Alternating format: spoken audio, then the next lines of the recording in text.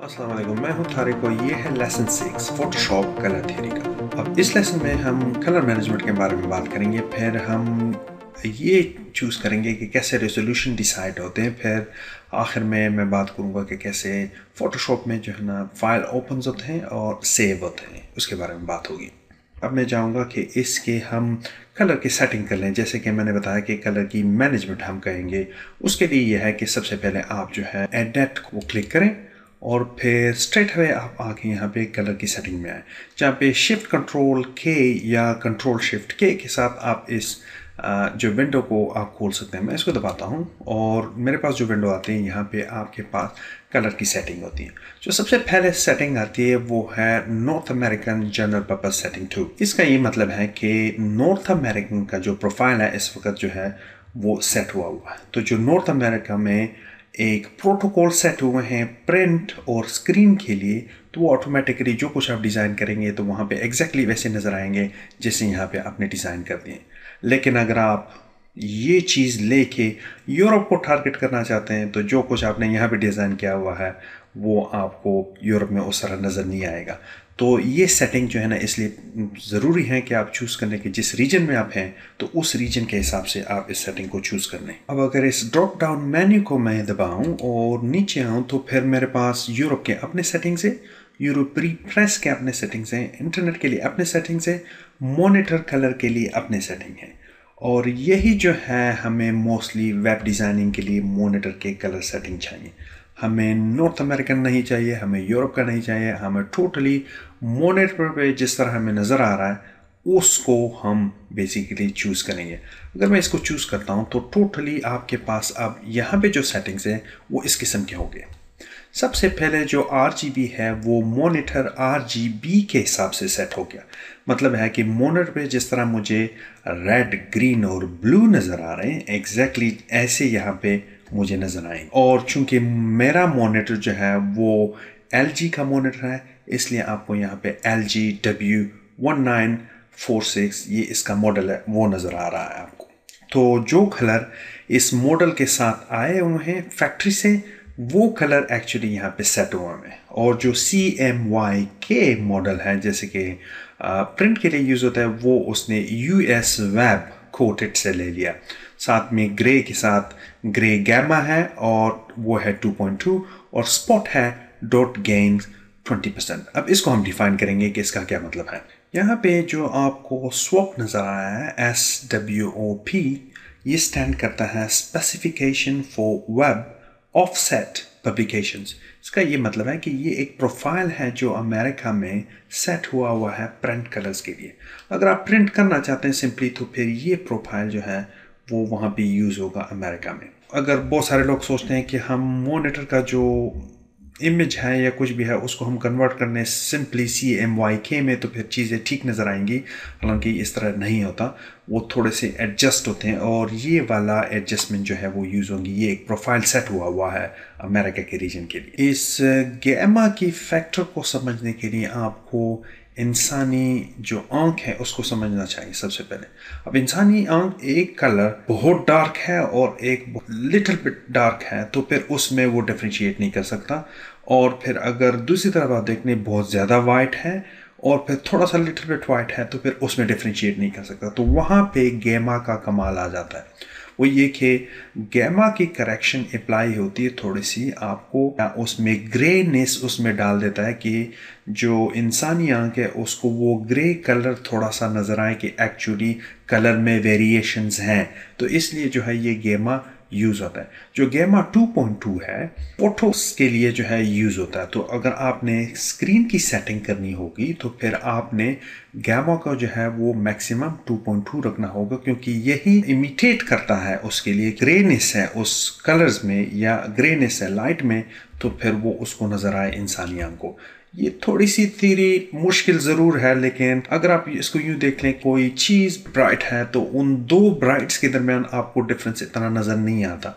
तो अगर आपने स्क्रीन पे दिखाना होगा तो फिर आप उसको गैमा से रिप्रेजेंट करेंगे कि वो थोड़ी सी आप ग्रेनेस डाल दें उसको रिप्रेजेंट करने के लिए। इसके साथ जबकि ये एक प्रोफाइल है ग्रे के लिए, यूनाइटेड स्टेट में ये प्रोफाइल यूज़ होता है। आप दूसरा प्रोफाइल भी यूज़ कर सकते हैं, आपके पास और प्रोफाइल्स भी हैं, लेकिन मैक्सिमम ये रिकमेंड किया जाता है कि आप जो है गैमा 2.2 की प्रोफाइल को रखें। अब जो स्पॉट है, स्पॉट आप यूँ कहें जो डॉट गेन्स आपको नज़र आ रहे हैं 20%, तो आप यहाँ पे कुछ जो है वो डिज़ाइन करते हैं और जब आप उसको प्रिंट करते हैं तो वो उस तरह के कलर नहीं होते। मतलब यह है कि आपने देखा कुछ और होता है और जो आपके पास आउटपुट आता है तो फिर वो डार्कर होता है उससे जो आपने डिज़ाइन किया होता है। इसका मतलब है जो आपने डिज़ाइन किया होता है और अभी आपने इसको प्रेस में नहीं डाला होता या प्रिंट में नहीं डालना होता, तो ये फॉर्मेट जो है आपको उसको कहेंगे प्री प्रेस। आपने उसको प्रिंट नहीं किया होता। जब आप रिजल्ट को गेन कर लेते हैं तो उस वक्त वो चीज़ जो आपके पास आती है उसमें और इसमें डिफरेंस होती है, तो उसी को आप कहेंगे कि डॉट गेन उसने कितना कर लिया। तो इसमें आपने कहा कि जो कुछ आप वहाँ पे दिखाना चाहते हैं आउटपुट पे, तो फिर वो 20% उसमें आना चाहिए। तो इसका ही मतलब है, अगर आप नीचे देख रहे हैं तो वहाँ पे लिखा हुआ है use a space that reflect a dot gain of 20%। That means कि आपका डॉट गेन जो है, जो आपका आउटपुट जो आ रहा है प्रिंट में, वो 20% डार्कर हो। इन चीज़ों को समझने के बाद हम आएंगे RGB पे। वहाँ पे लिखा हुआ है मॉनिटर RGB LGW1946। अब ये कलर जो RGB के सेट हुए हैं ये मेरे पास अपने मॉनिटर के हिसाब से सेट हुआ है। जो कुछ मैं डिज़ाइन करूँगा, जो कुछ मुझे नज़र आ रहा है इस मॉनिटर पे, वो फिर यहाँ पे जैसे ही मैंने फोटोशॉप में डिज़ाइन कर लिया वो एग्जैक्टली मुझे मॉनिटर पे वही चीज़ नज़र आएगा। लेकिन हम डिज़ाइन कर रहे हैं वेब के लिए। अब वेब में ये है कि हर बंदे के पास ये मॉनिटर नहीं होता, उनके पास डिफरेंट मॉनिटर्स होते हैं। तो इस हिसाब से हमें एक स्टैंडर्ड चीज़ जो है वो लेनी है जो कि सब मॉनिटर्स के साथ हो। जो नॉर्मली फैक्ट्रीज वाले सेटिंग करते होते हैं तमाम मॉनिटर्स के साथ, तो उनकी सेटिंग का प्रोफाइल तमाम मॉनिटर का इन पे होता है। वो है sRGB IEC 61966 2.1। इस हिसाब से तो इसको हम चूज़ कर लेंगे कि ये हमने जो जितनी भी सेटिंग कर ली, ये हमारे जो कुछ हमने फोटोशॉप में डिज़ाइन करना होगा वो तमाम के तमाम मॉनिटर्स जो हैं जितने भी दुनिया में हैं वो एग्जैक्टली वही चीज़ तकरीबन नज़र आए, तकरीबन वो चीज़ नज़र आए जो कि हम यहाँ पे डिज़ाइन कर रहे हैं। तो इसको आप ओके कर लें तो आपके पास जो है अभी आपने कलर के जो मैनेजमेंट आपने सीख ली कि कलर आप कैसे मैनेज करेंगे। अब रेजोल्यूशन के सबसे पहले समझने के लिए मैं जाता हूँ फाइल में, फाइल ओपन करता हूँ, वहाँ पे मैं करता हूँ न्यू। कंट्रोल N के साथ भी आप इसको खोल सकते हैं या आप न्यू को जो है वो क्लिक करें। मैं न्यू को क्लिक करता हूँ और जाता हूँ जहाँ पे मुझे एक न्यू की जो है वो विंडो मिलती है। यहाँ पे आप देख रहे हैं कि यहाँ पे प्रीसेट जो है वो कस्टम रखा हुआ है। इनको छोड़ के आप सबसे पहले यहाँ पे आए। जो रेजोल्यूशन है वो आपके पास इन चीज़ों में दस्तयाब है। सबसे पहले आपके पास है पिक्सल पर इंच के साथ, जो यहाँ पे लिखा हुआ है पिक्सल डिवाइडेड बाय इंच। इसका ये मतलब है पिक्सल पर इंच। इसका मतलब है आप यूं भी इसको कह सकते हैं PPI, और जब आप इसको कहेंगे पिक्सल पर सेंटीमीटर तो फिर PPCM, लेकिन हम यहाँ पे यूज़ कर रहे हैं PPI। अगर आप प्रिंटिंग के लिए फोटोशॉप के लिए यूज़ करेंगे तो फिर आपकी रेजोल्यूशन जो है वो होगी बिटवीन 240 till 350i। यहाँ पे आप इसको 240 भी कर सकते हैं और मैक्सिमम जो आप PPI रखेंगे वो आप रखेंगे 300 PPI। वो इसलिए कि जो प्रिंटिंग डिवाइसेस होती हैं वो एग्जैक्टली इस सेटिंग पे सेट हुई होती हैं। तो अगर आप ज़्यादा करेंगे तो उसका कोई फ़ायदा नहीं है। अगर आप कम करेंगे तो फिर आपका जो इमेज होगा वो वहाँ पे प्रॉपरली शार्प नहीं होगा। और चूंकि हम इसको वेब के लिए यूज़ कर रहे हैं तो हमारा PPI जो है वो जो वेब के लिए है वो नॉर्मली होगा 72 PPI। तो जो वेब के लिए रेजोल्यूशन सेट होंगे वो होंगे 72 पिक्सल पर इंच, या उसको कहेंगे 72 PPI। साथ में आप ये भी देख सकते हैं कि जहाँ पे कलर मोड लिखा हुआ है, चूंकि हम स्क्रीन के लिए काम करेंगे तो इसलिए हमारा कलर मोड जो होगा वो RGB कलर का होगा। लेकिन अगर आप प्रिंट के लिए काम कर रहे हैं तो फिर आपका कलर मोड होगा CMYK कलर। जैसे कि आप प्रिंटिंग के लिए सायन, मैजेंटा, येलो और ब्लैक कलर यूज़ करेंगे तो फिर आपके पास ये होगा। लेकिन चूंकि हम उसके लिए काम कर रहे हैं जो वेब के लिए, तो फिर हमारा कलर मॉडल होगा RGB का। अब यहाँ पे आप देख रहे हैं कि या तो RGB आपका 8 बिट होगा, ये बिट्स हमने पिछले लेक्चर में जो है वो डिफाइन किए हुए हैं कि वो किस तरह काम करते हैं। अगर मैं इसको 16 बिट करता हूँ तो फिर यहाँ पे इमेज के साइज़ को देखते रहें। 16 इमेज के साथ आपने देखा कि उसका साइज़ जो है वो डबल हो गया। और अगर मैं इसको 32 बिट कर देता हूँ तो फिर उसका 3 टाइम्स जो है, जो पहले हमारा 8 बिट था, साइज़ जो है वो तकरीबन 3 टाइम्स हो गया। अब क्या ये ज़रूरी है कि हम ज़्यादा से ज़्यादा बिट्स यूज़ कर लें?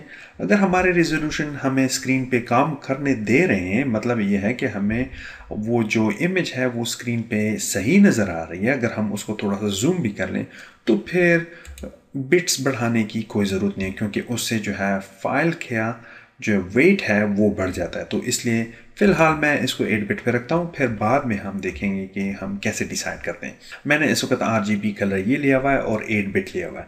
जब हम हर एक फ़ाइल पे काम कर रहे हैं तो फिर उस हिसाब से हम बिट्स को देखेंगे कि कितना हम रखना चाहते हैं। लेकिन बिट्स के चक्कर को आपने पिछले लेक्चर में सीख लिया है। बहरहाल जो बैकग्राउंड की कंटेंट है, जहाँ पे आप बेसिकली पिक्चर को जो है या इमेज को रीटच करेंगे या बनाएंगे या बैनर बनाएंगे, तो पर इस हिसाब से उसका बैकग्राउंड जो है इधर वाइट होना चाहिए या उसका बैकग्राउंड का colour as it is background colour होना चाहिए या ट्रांसपेरेंट होना चाहिए। इसका मतलब है कि कोई कलर नहीं होना चाहिए। इस वक्त मैं जो है उसको ले देता हूँ वाइट, और जो विड्थ और हाइट है वो है कितना आपका बैनर या पिक्चर या इमेज जो आप डिज़ाइन करें कितना बड़ा होना चाहिए और कितनी उसकी हाइट होनी चाहिए। यहाँ पे हम जो है वो पिक्सल ली हुए हैं उसमें, और आप इस पिक्सल के हिसाब से आप इंचेस में भी ले सकते हैं, सेंटीमीटर में भी ले सकते हैं, mm में भी ले सकते हैं। अगर हम अपने पिछले डिज़ाइन में जाएं, जैसे कि हमने CSS में डिज़ाइन किया हुआ था, तो फिर वहाँ पे अगर आप देखें तो फिर उस बैनर का जो विड्थ था वो 960 पिक्सल था। तो उस हिसाब से फिर आप जो है इसको 960 पिक्सल रखेंगे, और उसका वो विड्थ जो हाइट जो था वो तकरीबन 200 या 180 पिक्सल के बराबर था। अगर आप देखें तो वो या तो 180 पिक्सल था या वो 200 हाइट उसकी थी। तो उस हिसाब से इस चीज़ को आप सेट करेंगे कि पहले आप सिर्फ और सिर्फ आप इतना सीख लें कि आपने अगर बैनर डिज़ाइन करना है तो या इधर आप उसको पिक्सल में रखेंगे, क्योंकि हमने पिक्सल में रखा हुआ था, या आप उसको सेंटीमीटर में रखेंगे। तो अगर आप सेंटीमीटर में गए तो फिर आपका सारा डिज़ाइन जो है वो सेंटीमीटर में होगा। ये चीज़ आपने याद रखनी है। अगर आपका डिज़ाइन सेंटीमीटर में है तो पे ये चीज़ आपकी सेंटीमीटर्स या इंचेस या किसी और चीज़ में होनी चाहिए। क्योंकि हमारा डिज़ाइन पिक्सल में था और हम पिक्सल में ही काम करेंगे तो फिर हमारा विड्थ जो है वो पिक्सल में ही होगा। तो यहाँ पे आप पिक्सल को चूज़ करेंगे। जब या तो आपको इसको इस वक्त कोई नाम दे सकते हैं इस फाइल को, या आप जो है इसको बाद में भी नाम दे सकते हैं। ये प्रीसेट जो है यहाँ पे आपके पास कस्टम आया हुआ है। कस्टम इसलिए कि हमने यहाँ पे चीज़ें चेंज कर दी, लेकिन आप जो है एक तो ये है कि डिफ़ॉल्ट फोटोशॉप जो साइज़ है उसको आप यूज़ कर सकते हैं जो कि ऑलरेडी सेट हुआ हुआ है, या आप साथ कर सकते हैं, या इंटरनेशनल पेपर के साथ कर सकते हैं, या फ़ोटो का साइज़ है। ये सारे साइज़ जो हैं वो एक्चुअली डिफ़ाइन हुए हुए उसमें, लेकिन हम मोस्टली कस्टम में काम करेंगे। तो फिर कस्टम चूज़ करके अगर मैं इसको कोई नाम भी दे दूँ, इस वक्त मैं इसको कोई नाम नहीं दे रहा, लेकिन अगर यहाँ पे आप कोई नाम देना चाहें तो फिर आप इसको नाम दे सकते हैं। मैंने इसको पाक तालीम का नाम देके मैं इसको ओके करता हूँ। जब मैंने इसको ओके कर लिया, चूंकि वो विड्थ 960 था और हाइट इतना था 180, तो फिर उसने उतना ही एग्जैक्टली एक बैनर बना दिया। इसको अगर मैं कंट्रोल प्लस कर दूं तो फिर ये जूम हो जाएगा। अगर इसको मैं कंट्रोल माइनस कर दूं तो फिर जो है वो कंट्रोल इसके साथ जूम आउट हो जाएगा। जब आप देख रहे हैं तो वहाँ पे आपके पास ये ताला लगा हुआ है, क्योंकि ये लेयर जो है ये ब्लॉक हुआ है। इनके बारे में हम बाद में बात करेंगे, लेकिन सबसे पहले हमने बात आज जो है कलर मैनेजमेंट के बारे में बात की। फिर हमने देखा कि रेजोल्यूशन कैसे आप डिसाइड करेंगे, हमने देखा कि फाइल कैसे ओपन होती है। अब हम बात करेंगे कि फाइल जो है कैसे सेव होती है। यहाँ पे जाके आप फाइल में जो है वो क्लिक कर लें और यहाँ पे आप इसको आके सेव एज कर लें या शिफ्ट कंट्रोल एस, जो कि अगर आप ज़्यादातर कीबोर्ड पे काम करना चाहते हैं और आप जो है ना पसंद करते हैं कि कीबोर्ड पे काम कर लें, तो फिर आप शिफ्ट कंट्रोल एस को क्लिक करेंगे और इस तरह आपके पास एक विंडो खुल जाएगी। सो सेव एज, और फिर आप जो है जो आपने जो चीज़